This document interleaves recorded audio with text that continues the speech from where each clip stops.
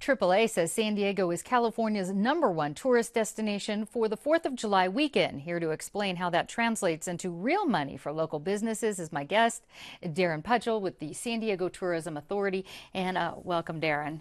Good to be here.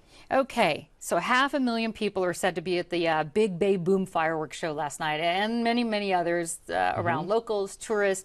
How do you monitor the success of a holiday weekend like this? Well, a lot of those people that you saw down at the Bay are staying in the hotels right along the waterfront there. So one of the ways, and one of the most immediate ways we can measure success is through our hotel occupancy.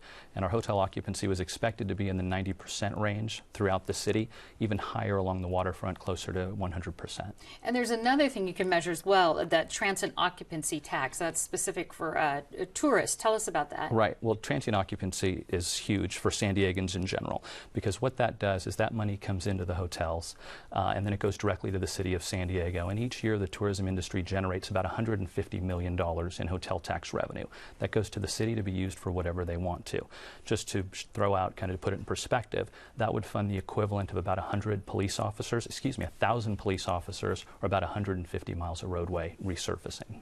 From the tourist in Correct. general. So people need to think about that when they're pointing and laughing at the black socks on the beach. Exactly. Tourism means something for everyone. It's just not the tourism industry, it's the people of San Diego in general.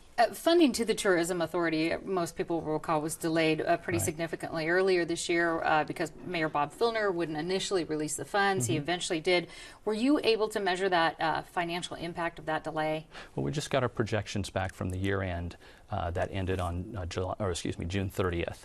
And we are up a little bit with regard to hotel occupancy, but we're expecting to be up a lot higher. We ended roughly about 1.5% up higher than last year, but Anaheim and LA are both up about 3 or 4%. So we did lose some market share during that period, unfortunately, but beginning in May, we went back out in the market. We've been advertising San Diego in some of our key feeder markets, and we hope to have the rest of the summer be very positive. Are local from California, is that where a good chunk of our tourism comes from, or is that all over? We advertise a lot in San Francisco, in LA, in Arizona. We weren't able to advertise in Nevada and Las Vegas this year because of the funding issues. But yeah, those are typically our feeder markets, but we also advertise across the country and around the world. Some critics of the Tourism Authority say there's not tangible evidence to link this amount of money that's coming to you and how that actually results in getting tourists here. After all, don't people already know about San Diego? Right. Well, the thing is that same sun that shines brightly on San Diego shines just as brightly on a lot of other places like Orlando, like Los Angeles, like Cabo and Costa Rica. We need to be out there advertising. That's why Coke advertises, why Pepsi does, why Microsoft, Apple, political candidates. Advertising is effective, and that's why we do it. How do you track your advertising as far as the results go? How much media spends? How many tourists say they're from a certain city? Right. We survey our visitors on a regular basis to find out how they heard about us. We also do a lot of advertising online on Travelocity and on Orbitz. And we track how they learn more about San Diego. A lot of people know generally about San Diego, but they have choices to make. They can go to a lot of other different places. So while they're thinking about where they're going to be coming this summer, we want to be on TV advertising. Now, the San Diego County Fair just ended, and they reported the second highest attendance that they've ever had this year, the first being last year. What other sort of tourism dollars are going on this summer that's sort of bringing some money to San Diego? Well, our major attractions have new enticements to bring people there. SeaWorld has Aquatica, the water park that they just opened up in South San Diego.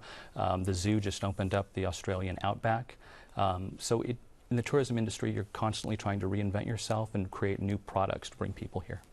What does the San Diego's tourism season look like for the rest of the year, let's say post-summer? Well, our bread and butter typically is spring and summer, but we do some advertising in the fall, and we think as more people are out there traveling, and that's the prediction that more people, now that the recession is kind of a thing of the past, that more people are going to be out there traveling. We want to be out there capturing that market share, bringing people to San Diego, filling up the hotels, filling up the zoo and SeaWorld and the beaches, and creating revenue for the city of San Diego. All right. Darren Pudgell with San Diego Tourism Authority, thank you so much. Good to be here.